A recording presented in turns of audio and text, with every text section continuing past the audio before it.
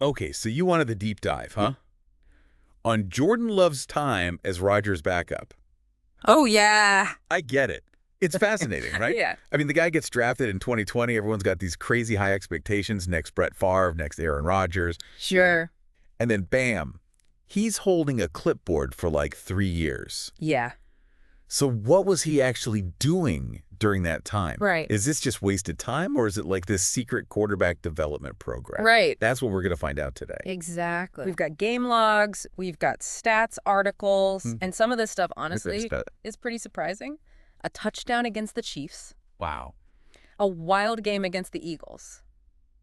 We've got it all. I'm excited. So let's just jump right into it. Okay. One of the things that I think is really interesting is how often people, I think, misunderstand what development looks like for a young quarterback, especially when they're learning behind a legend. It's very different. Like, imagine the pressure on this guy. Oh, yeah. Huge expectations, but very limited chances to actually play. Absolutely. Like take 2020, for example. Okay.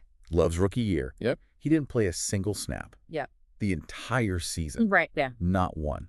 For someone drafted as high as he was. Yeah, it's rare, but it happens. Yeah, that seems kind of crazy, right? Yeah, but when you think about it... Why would you do that? Well, think about it this way. Right. The Packers' offense, it's complex. Sure. You're talking about a rookie adjusting to the speed of the NFL, learning a whole new playbook. Okay. Sometimes taking what they call a red shirt year can actually be incredibly valuable. Interesting. It's almost like a master class in quarterbacking. But from the sidelines... I see. He's absorbing the playbook, studying Rodgers' every move. Got it. Getting those mental reps. So it's not really wasted time. It's more like intense mental training. Exactly. You're building those mental muscles, learning the plays inside and out, basically prepping for when that moment comes. Yeah, when you finally get your shot. Right. And for Love, that moment arrived in 2021. Yeah, 2021, I remember that blowout loss to the Saints. Yeah. Love came in for garbage time. Right. Just to clarify for our listeners out there, garbage time is basically when the game is pretty much decided. Yeah. And the backups get some playing time. Just to get some experience. Yeah, not really a chance for Love shine there. But then there's the Chiefs game. Oh, yeah. This is where it gets good. Rodgers is out with COVID, and suddenly, boom, it's Jordan Love time. Yeah. It's his first NFL start. Against the Chiefs. Against the Chiefs. That's a tough one. I mean, Patrick Mahomes on the other side of the field. Talk about trial by fire. Talk about trial by fire. Love goes 19 for 34, 190 yards, which on paper isn't bad for your first start. Not at all. But we're talking about facing the Chiefs with their high-powered offense. Yeah, they're tough. And all that chaos, Love throws his first NFL touchdown pass to Allen Lazard. That's huge. That one play alone showed everyone that Love has that arm talent, the ability to make big throws under pressure. Absolutely. But that game also exposed some of the areas where he needed to grow. What do you mean? Well, like his decision-making under pressure, how he navigated the pocket, those are things that just get magnified when you're playing against the best. I see. So even in that loss, you see like flashes of potential, but also this massive learning curve. Yeah. Totally. And that learning curve continued into 2022. Right. Mostly back up again with a few good plays sprinkled in. You're in there. Yeah. But then the Eagles game. Rodgers goes down with an injury. Oh, no. And Love time again. Round two? Right. And this time, okay, it's a close game. The pressure is on. Really high stakes. And then bang.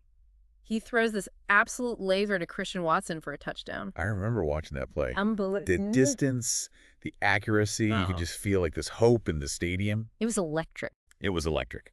Even though the Packers lost, Love finished that game with a passer rating of 146.8. Wow. That puts him in elite company, even for just a single game. Absolutely. Can you explain what passer rating is to our listeners? Sure. So passer rating is a way to measure a quarterback's overall performance in a single game. It takes into account things like completion percentage, yards per attempt, touchdowns, and interceptions. Okay. And the higher the rating, the better the performance. A rating over 100 is generally considered very good, and anything above 140 is exceptional. Wow.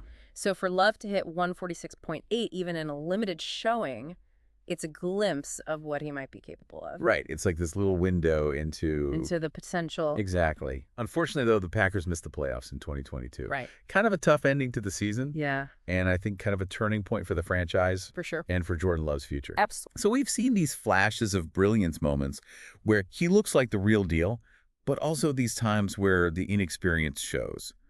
What does this all tell us about Jordan Love, the player he is, and NW? That's the question, isn't it? It is. It's hard to judge someone solely on limited playing time, but there are things that we can take away from these games. What do you mean? Well, he's clearly got the arm talent. Okay.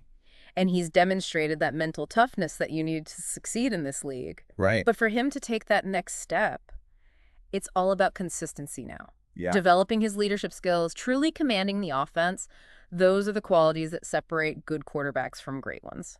So let me ask you this. Then, if you're the Packers GM, okay, and you see this potential in Love, yeah, do you trade Rodgers?